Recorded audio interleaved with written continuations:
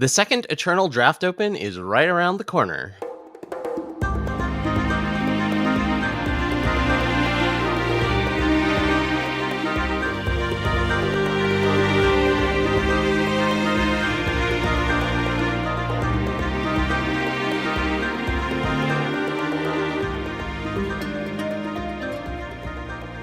Hello, everyone, and welcome to FECast episode 78, the one that doesn't provide any useful information.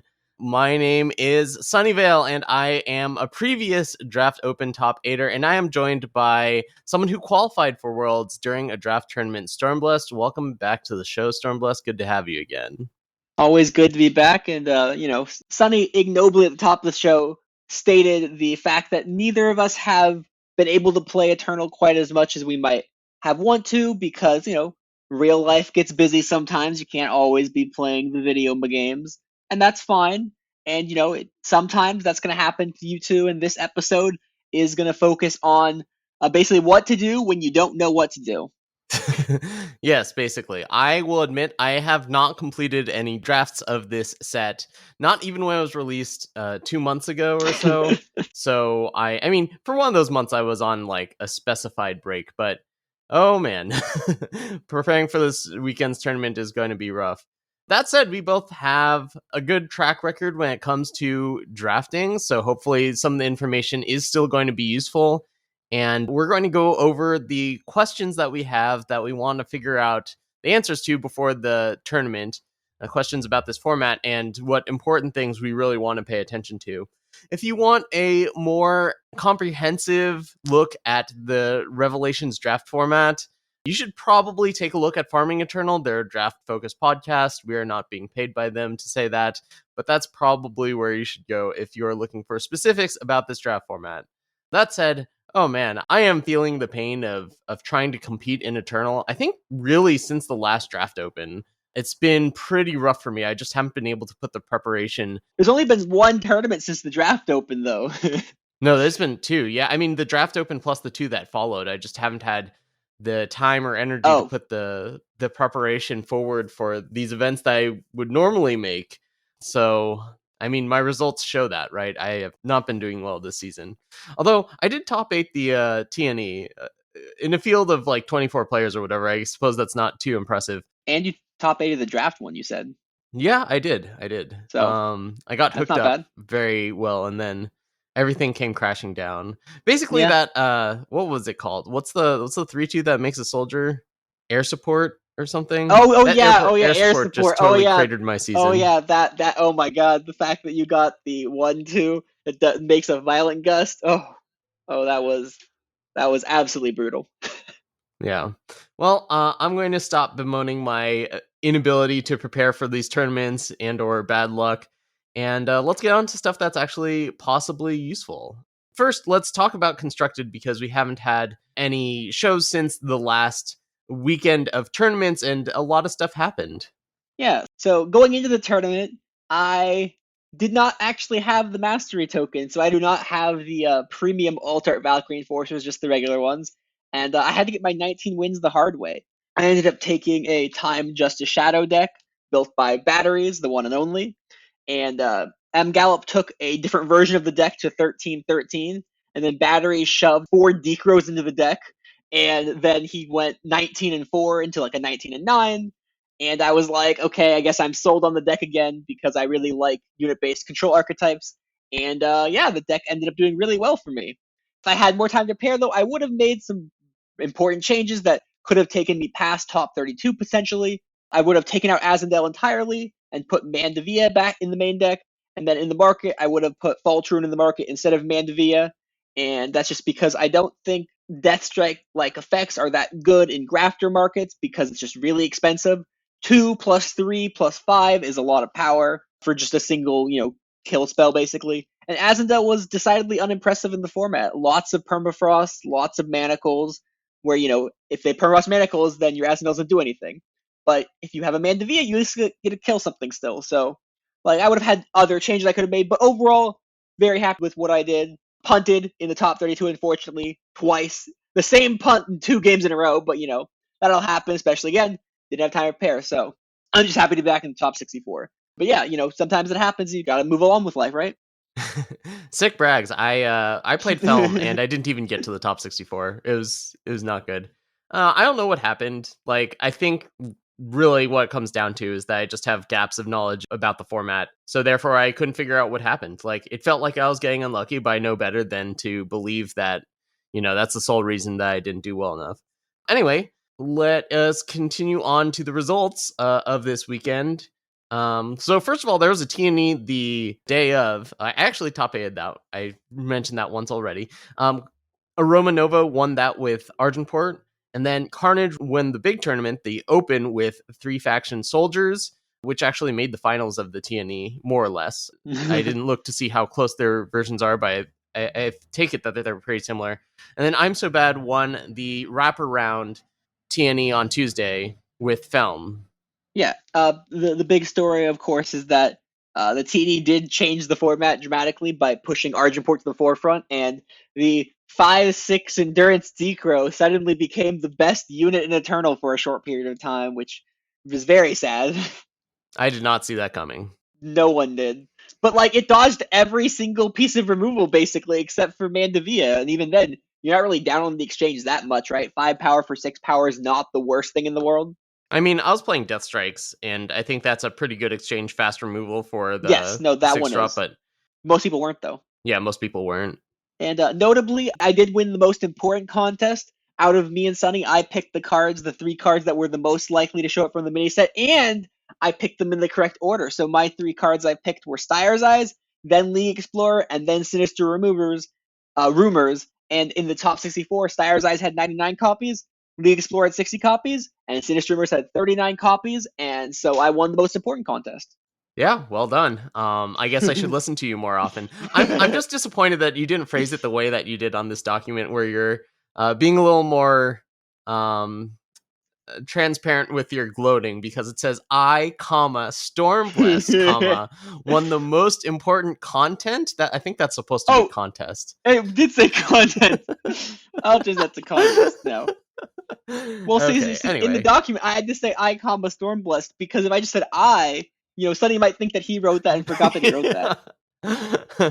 Yeah, I mean, I'm running on low sleep here, so I might forget and just, be like, did I write that? Did I predict that? Oh, I did.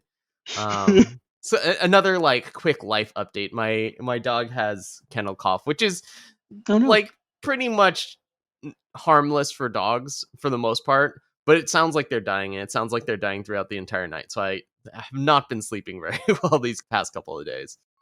Anyway, on to the FETL update, the Friends of Eternal Team League. We just went past our midway point. In the 6th round, the Barbarian Camp, the 301 team, defeats Team Snowfort, to improve to 4-0-1, and they have the best record, including Stormblessed. Strong performances all around from the Barbarian Camp.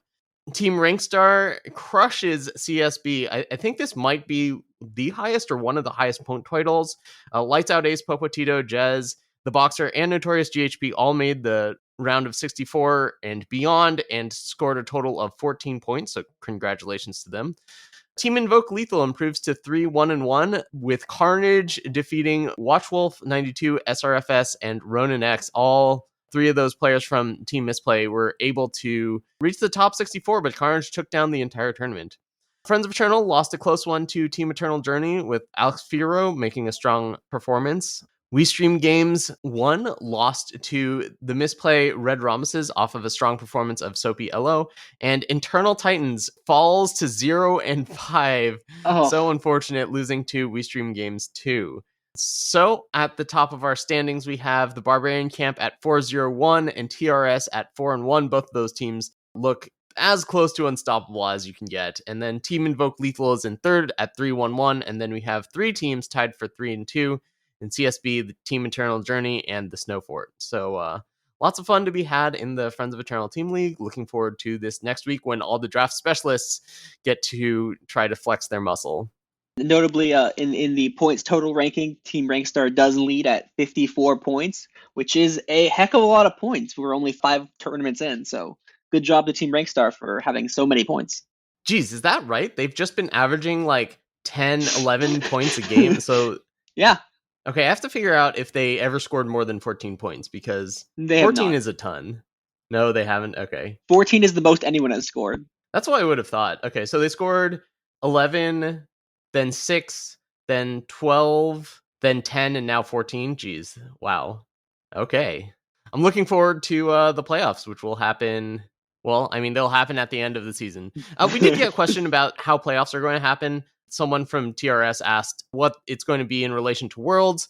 Basically, it depends on what Direwolf does. We're definitely not going to schedule a playoff on the same weekend that there's a big Direwolf tournament. We're going to try to figure out how to get it so that we can have the 3 rounds of playoffs on subsequent weeks and make sure that they don't conflict with any official tournaments. Basically, the question is, will there be another, 6 to 8 week gap between the final open qualifying tournament and Worlds like there usually is, or maybe Daryl will push it up a little bit sooner, compress the schedule a bit more. We don't actually know, so this is up in the air for Sunny. Yeah. Anyway, on to our main topic for today, which is draft. So the first thing that we should point out is you should make good use of the resources that you have. We all know about Eternal Warcry. You can go ahead and look up all of the stealth units very quickly on Eternal Warcry. It's extremely useful. I will admit that I will probably be using it during the tournament. I don't know if that counts as outside help or not, but I think it's pretty well established that a lot of tournament players often use both of their monitors, one for reference and one for the game when they're playing in Eternal tournaments. So you can quickly look up the stealth units that way. And the other one is Shiftstoned, which I don't think we've talked about much, but every time that there's a change in draft formats, SRFS, our lovely editor, posts a link where it shows the changes to the draft format and, more importantly, any changes to weightings of cards, so you can see what the weighting is. Now, this one is pretty weird, as Stormblessed and I were discovering, in that everything seems to be 5x weighted. Like, there's a base 5x weight for the draft packs, and then some cards are 10x weighted or 20x weighted. So basically, the ones that you need to pay attention to the most are the ones that are 20x. Yeah, but unlike before, where it was 1, 5, 10, and 20, where you could just, ignore the 1x's entirely, effectively, and, basically never get punished. Yes, it can happen. Like, I saw, deck that had like 3 1x uncommons in it, but, like, that's, completely abnormal. Here, you do have to at least minorly concern yourself with them. So, like, you can compare and be like, oh, these two 5x cards do very similar things. So together it's kind of like a 10x version of the same effect, right? So you can kind of look at it that way. For the most part, you want to look towards the 20x's first. You want to use the filters if you're going Shiftstone. You want to look at the weighting for raised, lowered, and none. That way you can see every card. And then the really important tab to look at is show only fast and ambush cards, right? Because you might not necessarily care as much about the regular cards, but you definitely want to be able to know what fast spells the opponents could have. If they have 3 open power and they're in primal and fire, what could they have? And that doesn't say that you should look at this every single time that, the opponent has a pause or whatever, but you should take a look at it beforehand and be like, okay, here's the sort of effects they might have if they're in these factions. Yeah, it's worth noting that Isolate is a 20x uncommon. So be careful if you're planning on attacking with just one unit into a Justice deck. Also, like, some combat tricks are heavily weighted, like Saddle Up, Detain. I think you'll see a lot of those. Yeah. Now, as for Revelations draft specifically, me and Sunny don't have as much of an idea on this draft format as we have on other draft formats, such as the previous big draft format. Basically what it comes down to is you have to just, go back to the basics, right? Be disciplined and, maybe, you will draft worse decks than if you had, much practice. But, if you have experience drafting, you can still draft reasonable decks. You can still tighten those hatches and, buckle down, right?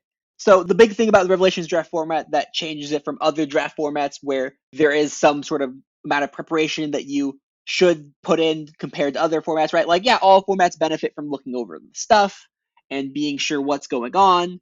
But there is one huge difference, and that is, of course, stealth units. Stealth units are a major thing in the format, and, you have to ask yourselves, right? Yes, this question happens again at 5, but basically, it will change based on the factions. But let's say, the opponent has a stealth unit attacking, and you have a 2/2 in play. Do you block?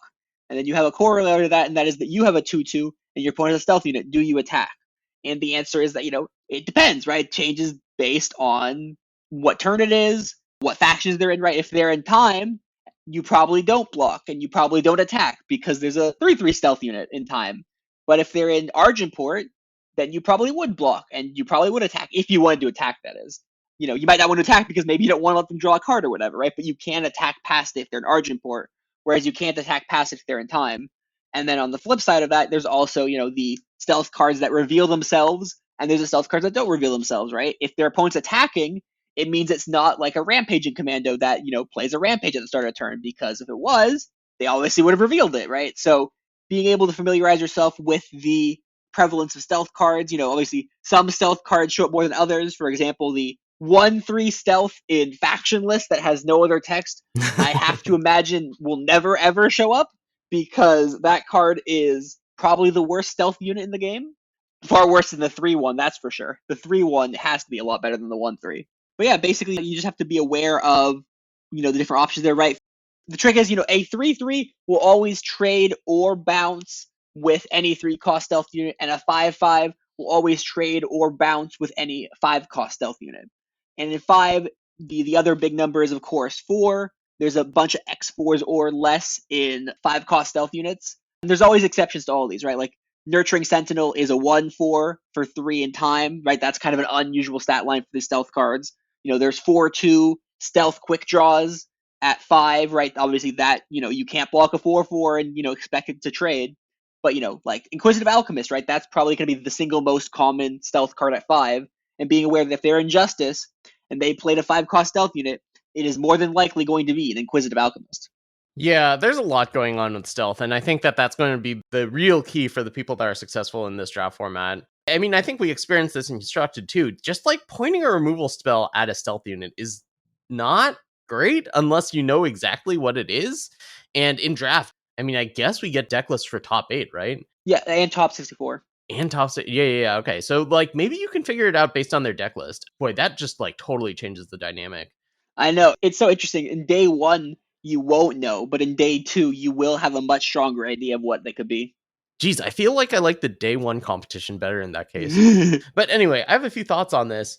One is that the player with more stealth units on the board is going to be able to make better decisions than if you don't have. So like attacking, if you're playing an aggro deck and you're trying to attack into a stealth unit, that is so dangerous. You could just attack a 2/2 into a 2/3 or something.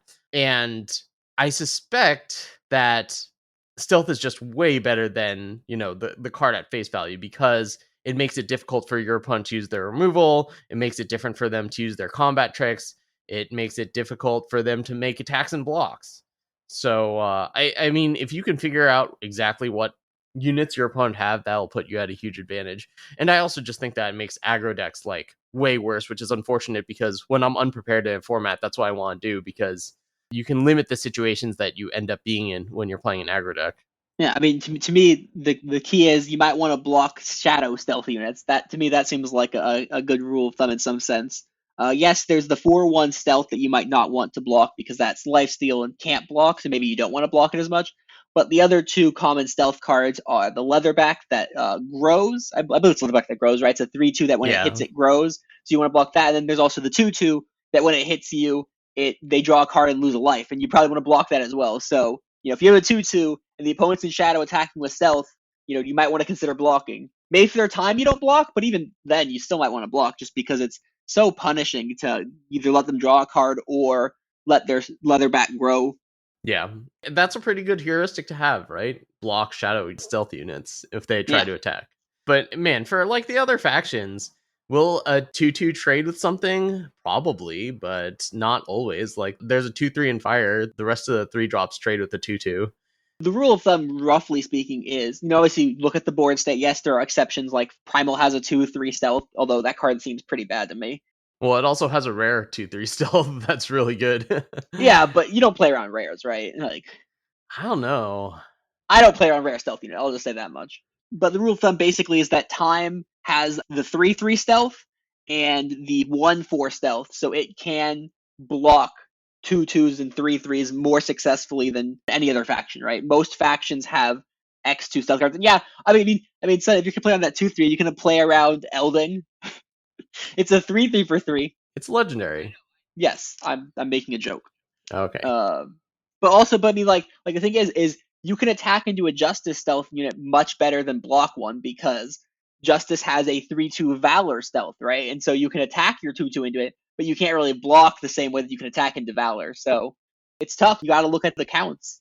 Yeah, this tournament's going to be a headache. I don't know. Like, maybe I'll be able to pick it up really quickly and feel fine. But, between now and then, we're recording this on Tuesday. The tournament is Friday, Saturday. This is daunting, to say the least. I actually do have all day today off, so I'm hoping to get in several drafts. But, oh boy. Anyway, continuing on, we already talked about aggro a little. Is aggro a good strategy? I suspect it's not, unless the pump spells are just out of this world and you've got the one that gives your unit a +2 weapon and quick draw and fire. Like, that's pretty good, but like saddle up is just too expensive. You can't really, gain tempo there, which is something that you really want with a pump spell. I think aggro probably is good in this format, although I'm not sure how you define aggro in draft. Dudes and tricks. Dudes and tricks is how I Yeah. define it. I think Dudes and Tricks is probably really good in this format because tricks kind of allow you to fight stealth a little bit in some ways. Well, I mean, I don't know. I think tricks are a lot worse with stealth units because it makes it so that, if your opponent's setting up a trade and then you use a trick and it's still a trade, you just burn that card for no reason. It's good when you have the stealth unit. I suppose. You had extra stuff. Yeah, but like the stealth units are kind of below rate, so they might not be great for an aggro deck. There's a 4/4 flyer that's a stealth card, right? That card's pretty good. I think it's like Sky Sweeper Snapper or something. Oh yeah, Sky Sweeper does sound great. You discard a card and it gets +2/+2 in flying. So that's basically Barricade Basher. Yeah, but with flying and one less. In some sense, it also has a additional upside. One, it's stealth, so like the opponent doesn't know what's going on. But then it also has, you don't discard a card unless you actually get your turn starting again, right? So it can help minimize 2-for-1s, although it can be charred, whereas Barricade Basher obviously can't be charred. Yeah. That brings us to another topic that's really important for this draft format, and that is thresholds. So you really want to know what the size threshold for a 2-drop or a 3-drop are. This is a format that is full of 2/3s and 4/3s. That changes things drastically than if it's 3/2 versus 3/2 and 4/3, or like 2/2 and 3/3. I actually think the format's full of X2s, personally. Yeah, it seems to be full of X2s. And that lines up with Char being a removal spell in the format that can reliably take down things. Is Char 20x? No, Char is a 5x, but there are cards like Blitzstone, right? Blitzstone's a common in packs 1 and 4, right? Blitzstone's probably very good in this format. Yeah, that makes sense. Yeah, so knowing those things really helps you evaluate card. I was looking at all the 2-drops. I just did a filter for all the 2-drops in the format. Most of them are 2/2s. There are a couple of X3s, but not that many 2/3s. One of the 2/3s that I found was Bold Adventurer, so we could be in another format where Bold Adventurer is great because it's bigger than other cards. Bold Adventurer is terrible because Ursa's Squadron can attack past a Bold Adventurer. Oh yeah, I forgot about Valor. Bold Adventurer is such a terrible stat line. Valor makes... Oh yeah, I guess we've never brought up Valor. Valor makes this format feel real rough because Valor makes things so hard to block. Like, my goodness. Valor plus Stealth just makes blocking feel miserable in this format. All right, I'll play all the stealth units and play all the pump spells and just always be on the attack. I'll never block. I'll take every lifesteal card. Maybe that's why Thorncaller, the 4/1 stealth lifesteal, is really good because it's both aggressive and lifesteal. So you get to do all the attack you want to do, and you can win the races. Yeah, I guess that's possible. Oh man. Oh, this is like, I don't know. This feels like I'm already at the tournament and I'm already unprepared, even though there's a couple of days left. What else can we discern from the format? Are there any archetypes that we can just be like, this is probably an archetype for these factions, or is there not? Because I mean, I guess there's like still the unit type archetypes like soldiers, grandins, etc. Well, the unit type archetypes don't really matter that much anymore because I don't think those are that impactful. I think a lot of the payoffs are non-existent or are low weighted in the draft pack, so they're much harder to come by. Right, like you can't amplify anymore. All the amplify cards are not 1 and 4 and 20x in packs 2 and 3. Right, so amplify is not really a deck anymore. So I think a lot of the previous archetypes aren't there.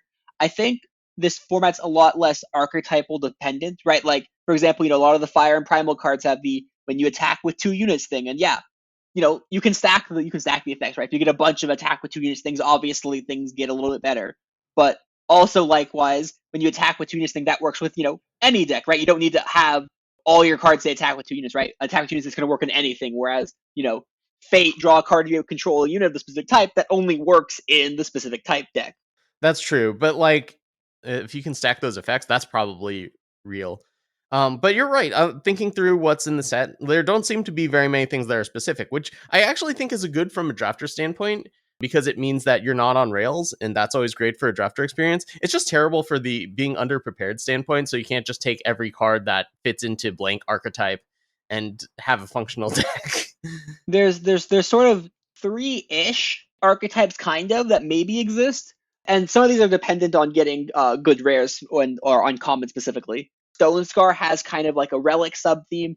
If you get good rares or uncommons for Disgraced Cadet, if you play Blitzstone and then Disgraced Cadet and you attack with a 6/4 flyer, that's obviously really powerful. If you get a couple Sanguine Reapers, which is unlikely but is not out of the question, obviously then suddenly relics go way up in value.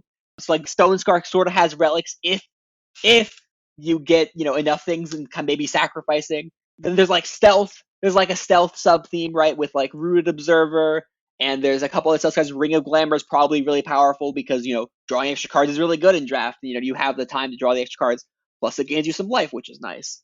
The main archetype that I think has the most prevalence as sort of being like an archetype that you can draft is Argenport discarding things. Argenport Void, Argenport Sacrifice, depending on how you look at it, right? You have Racketeers that says when it goes to the Void, you can pay 2 and you make a 4/3. You have Pumpworks, Enforcer, Officer, whatever it's called, the Stealth 3 cost, 1 uncommon. You have a bunch of cards that work when you discard them, like Privilege of Ranks in the draft format. You have Faceless one in the draft packs. You have a bunch of cards like that work when they're discarded when they go to the Void. And you have like Recruitment Effort, or I think it's called Recruitment Effort, right? The 3-cost relic that says whenever a player discards a card for the first time, you get an extra 2/2 of stats on the board. So there is sort of one archetype in draft, and it's sort of that one. Yeah, man, I'm scared of that one because when it doesn't come Yes. together, it's going to fall way short. Well, a lot of these cards are just good by themselves. Like Inquisitive Alchemist, is just a strong card even without that, right? It's a 4/4 stealth, so it has stealth value, and then when it trades off, you just get +2/+2 on top of your deck, right? You don't need to go super hard into it. So this is my next point, which is less relevant here than it was in the previous format, which is that if you're woefully unprepared, you might want to avoid the highly synergistic decks because cards like Rooted Observer might be a really powerful card. The 1/1 for 1 that has an ultimate where it grows depending on a certain condition. That card's always been a little hit or miss. The Amplify version of it was very good, but Maveloft Elite was better. The Curse version of it wasn't very good. Xenon Life Speaker was very good, right?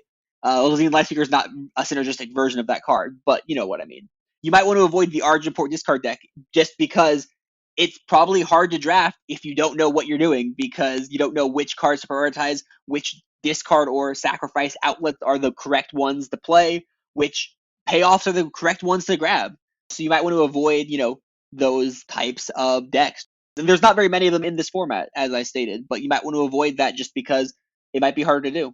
Yeah, and this is why I usually play aggro when I'm unfamiliar with the format because you don't have to worry about those types of things. You just worry about like your curve and ways of getting past blockers, and you're good for the most part. Oh man, The Uncle Houndmaster is still going to be amazing. Whether or not you have a bunch of other attack with 2 units, the Uncle Houndmaster is still going to destroy your opponents in draft. Yeah. So I think that we have actually identified a couple of archetypes that could show up. The Argenport Discard or Void or whatever you want to call it. And then the Skycrag, well, I don't know. The best cards are in Skycrag, but it's really Honor for the attack with 2 units, right? Yeah. I'm so skeptical of Stone Scar relics getting there because I can't think of very many relics in Stone Scar past Blitzstone that are like really worth their weight. Metabot Station is actually not not a terrible card. That card's not terrible, actually. Gosh. I do not like it. Like, I mean, Sonny, the aggro player, doesn't like a card that's sort of a value relic card. That shocks me to my core. well, I mean, it's also one that gains 3 life. So, like, it's bad in an aggro deck, but it's kind of annoying for an aggro deck to deal with. Yeah, it's the perfect card for Sonny to hate. Yeah, it's the perfect card for me to hate. It is. Oh, and obviously take bombs like Speaking Circle if you see them. That's going to be like the best card in the format. Yeah, hard to pass up a Speaking Circle. We had some of those in the last draft top 64. Oh man, we should also touch on this. Is it going to be the same format as last time where it's definitely bot packs? Because it was very clearly bot packs in the top 64. Um, I think it's really hard to argue against that. so they changed draft 6 days ago, right? They changed it last Friday on August 4th. They didn't change the packs so much. I don't think they're bot packs right now, so I don't think they're bot packs. No, but it wasn't. There was plenty of times for the bot packs to be flushed out of the system. It was just that for whatever reason during the tournament, all the players in the top 64 were given bot packs. I believe. I strongly suspect. Well, no. So what it is that on I believe it's Thursday, the week of the tournament. What they do on Thursday is they basically scrape the current draft pool for packs, and then that's what they use in the tournament. So what Oh happened yeah. is that the bot packs didn't expire, right? They put a number of bot packs in the system and they didn't go away. And I think there were people drafting. I think maybe what happened is they put too many bot packs in the system or something. I don't know exactly what happened there, but I think what happened this time as well is there might be bot packs, but I don't think packs 1 and 4 are bot packs. And I think maybe because the changes were relatively limited in a lot of ways, right? Like, they only added like, 5-ish cards for each faction, and some of them were legendary. They kept a couple of cards the same, or rather, they changed the weighting on a couple of cards. They limited the amount of, bot packs into the system just because of how limited the changes were. I think also the changes happened a little bit sooner, right? Rather than like 4 days before, they're giving us roughly a week in advance. So I think we might have either no or less bot packs than previously, but it is still a possibility. Okay, well that changes things a lot because with the bot packs you could go really deep on a strategy and expect to get the cards with just forcing something. At least that's how I felt because I picked up Yeah. like really late martial efficiencies and barricade bashers and all the like really strong cards that were in Rakano for that set. I mean, again, there's still a possibility of bot packs, but I think it's less this time than previously. Yeah, good to know. The other thing I wanted to mention, just in general speaking, as always, avoid tilt, but I think ways of avoiding tilt differ when you're unprepared than when you are prepared. So you want to take each game at a time, whatever, but like the way you approach it has to be different. Like you have to be kinder to yourself, right? If you're underprepared, because you're going to make mistakes that you otherwise wouldn't, right? If I did 100 drafts in this format, there are definitely plays I would make that I'm not going to make, on Friday because I'm just less prepared. And you have to, be kind to yourself. You have to be able to recognize that, yeah, this is going to happen. Maybe you don't make it because you aren't prepared, and that's fine, right? You trust in the skill you've accumulated up to now, not necessarily your preparation. You have to recognize, yeah, this might happen. I have to be better than I am normally in order to make up for the fact that I'm underprepared, and that's just what you have to do. This is, I don't want to say it's a foreign concept to me because it's not like I don't tilt, but I'm generally pretty good about not tilting. And when I have situations like this where I'm just unprepared for something, my emotional investment in it is just so low that like if I do something really dumb, I just don't even care. It's just like whatever. If I prepare for something really hard and then make a mistake, even if it's a smaller one, then I'll get pissed off at myself. But not if I'm just going into the week of the tournament with having not played the format at all. Anyway, enough of me talking about how I am underprepared for this. Maybe I should get to actually preparing. Stormblessed, what are the next few dates that people should be aware of? Well, the biggest one is obviously that there is the tournament right now, basically. This weekend, August 13th and 14th for day one, and then 15th for day two. We have the draft open. And I just noticed, I forgot, the promo this time is Grodov Stranger, an alt-art Grodov Stranger. That's an awesome promo. Even if you don't want to draft, just like sign up for the promo, right? Daryl's really up to their promo game for entering tournaments. I guess I've always been like very anti Grodov Stranger, so your mileage may vary depending on what type of person you are. It's definitely a popular card. It is definitely a popular card. That is very true. And then the upcoming teenies, we have a teenie on August 13th as well, the same time as the tournament. It is a Throne teenie, followed by the Tuesday after being a Throne teenie, and then 2 weeks later being an Expedition teenie. So check in for, those teenies and also the draft open. Yeah, and I guess this being the draft open means that before our next big tournament, we're going to have another set coming out. So that's exciting. Card evaluations, always fun.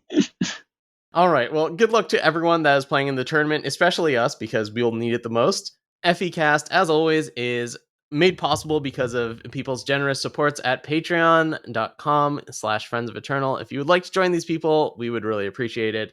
Thank you so much to Telmokos, Odsos, Prewibin, Cotillion, Alcide Bava, Work Done Son, Chamomile, Chrissy D-Dub, and Yeast Out for their continued support of FECast. And of course, a huge thank you to our editor, SRFS, who does a tremendous amount of work behind the scenes in order to get FECast out to everyone. All right, best of luck, everyone. Thanks for listening. Tell your friends. And until next time, we will see you in the friend zone. The Friends of Eternal Discord is the best place on the internet to get better at Eternal. We have players of all skill and experience levels all happy to help each other out on basically any aspect of their Eternal gameplay. And making all this possible is our generous patrons over at patreon.com. If you'd like to support FECast or Friends of Eternal, consider donating at patreon.com/Friends of Eternal. Thanks again for listening, and until next time, we'll see you in the friend zone.